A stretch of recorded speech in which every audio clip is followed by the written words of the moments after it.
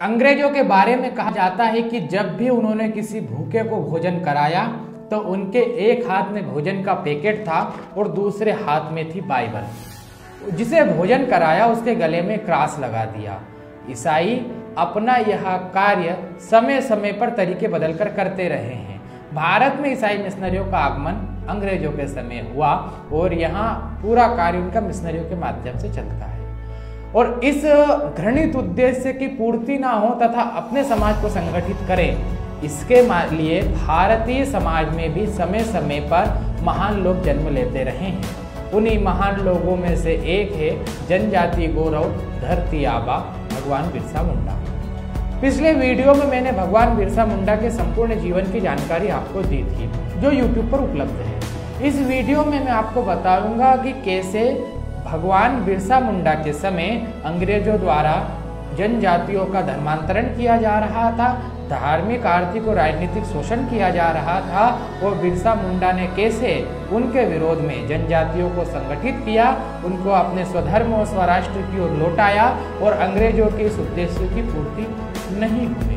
बिरसा मुंडा, जिनका जन्म ब्रिटिश हुकूमत के समय रांची के पास लिहातू में हुआ, उन्होंने ब्रिटिश हुकूमत के धार्मिक, आर्थिक और राजनीतिक शोषण को जड़ से उखाड़ने का संकल्प लिया।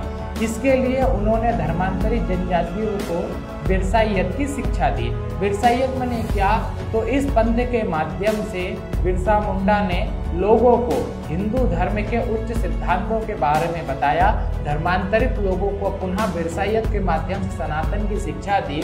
उन्होंने स्वयं बाबा बिरसा मुंडा ने भी सफेद पगड़ी अपने सिर पर बांधना शुरू किया।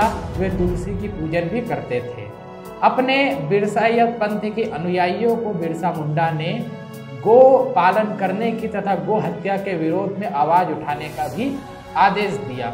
बिरसा मुंडा ने कहा कि चर्च, सेना अधिकारी और अंग्रेजी बिचौलिए ये सब एक ही हैं। उन्होंने साहब साहब एक टोपी का नारा दिया और कहा कि ये सारे टोपी वाले एक ही है और इन टोपी वालों से हमें बचकर रहना है तथा अपने स्वधर्म और स्वराष्ट्र इन दोनों का भी संरक्षण करना है।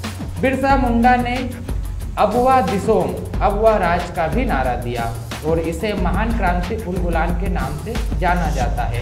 इस क्रांति के कारण अंग्रेजों के विरुद्ध पूरा समाज, जनजातीय समाज खड़ा हो गया। इसके कारण अंग्रेजों को बहुत सारे नुकसान शुरू हुए, विशेषकर उनके धर्मांतरण वाले मिशन को। क्यों? इसका पहला कारण यह है कि बिरसा मुंडा का बचपन में जबरदस्ती धर्म परिवर्तन करा दिया गया था, लेकिन और बचपन में उनको ईसाई मिशन, जिसे आजकल हम कॉन्वेंट स्कूल कहते हैं, उसमें पढ़ाया गया। लेकिन बिरसा मुंडा फिर भी ईसाई मिशन के फ्री मुक्त शिक्षा वाले झांसे में नहीं आए। दूसरा कारण यह था कि बिरसाइयत पंथ के कारण बहुत से लोग स्वधर्म और स्वराष्ट्र की ओर लौट रहे थे। इसके कारण जनजातियां जब अपने सनातन की शिक्षा दीक्षा और उसके बारे में पूजा करने लगी तो अंग्रेजों का जो ईसाई मिशन के केंद्र था, जो खूंटी उनका बड़ा केंद्र था, उसमें ईसाई मिशन का प्रतिशत कम होने लगा। इसी के डर के कारण तब के वहाँ के चर्च के फादर होपमैन इससे डर गए कि कहीं हमारा पूरा ये जो मिशन है वह समाप्त ना हो जाए। इसके लिए उन्होंने तब चर्च ऑफ इंग्लैंड से निवेदन किया और कहा कि बिरसा और बिरसाइयत को समाप्त करना पड़ेगा। चर्च ऑफ इंग्लैंड ने उनको इसकी अनुमति भी दे दी और इस अनुमति के साथ में फादर होपमैन के साथ चर्च, सेना और वहाँ के कमिश्नर, उन तीनों को भी इस मिशन में सम्मिलित किया गया। बिरसा के खिलाफ वे लोग षड्यंत्र रचने लगे, लेकिन दूसरी तरफ बिरसा के कारण 600 लोग जो धर्मांतरित हो चुके थे वे फिर से हिंदू धर्म की ओर आ गए, बिरसाइयत पंथ को स्वीकार करके।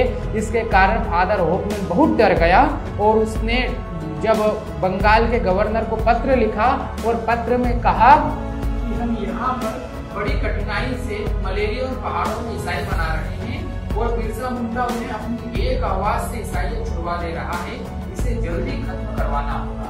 बंगाल के गवर्नर ने इस पत्र पर वहां के कमिश्नर से जवाब मांगा।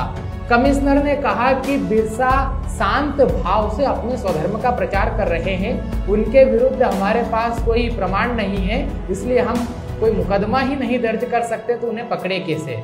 इससे निराश होकर फादर होपमैन ने कुछ धर्मांतरित हो चुके ईसाइयों से ही चर्च में आग लगवा दी और आग का आरोप बिरसा मुंडा पर उन्होंने धर दिया।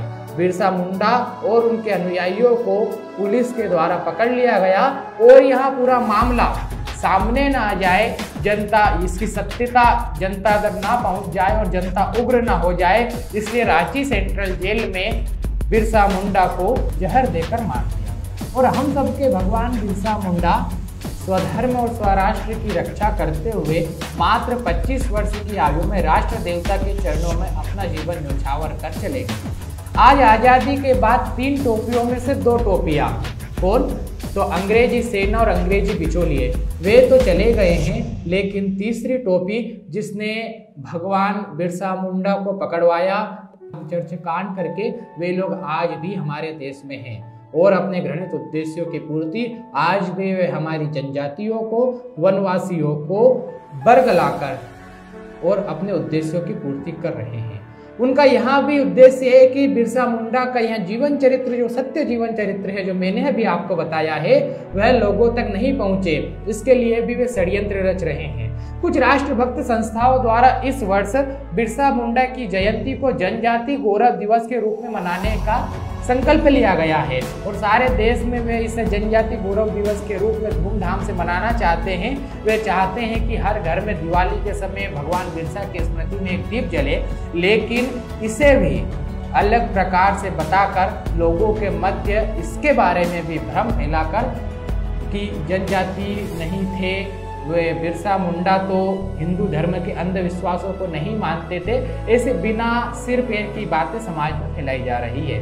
याद रखिए, ये सारे भ्रम चर्च समर्थित है, हमें उनसे बचना चाहिए। बिरसा मुंडा का जो जीवन चरित्र पिछले वीडियो में और इस वीडियो में मैंने आपको बताया है, या सभी तक पहुँचे, चर्च के लोग इसे रोकना चाहे तो भी ना ये रुके, इसलिए आप सब इसे शेयर कीजिए।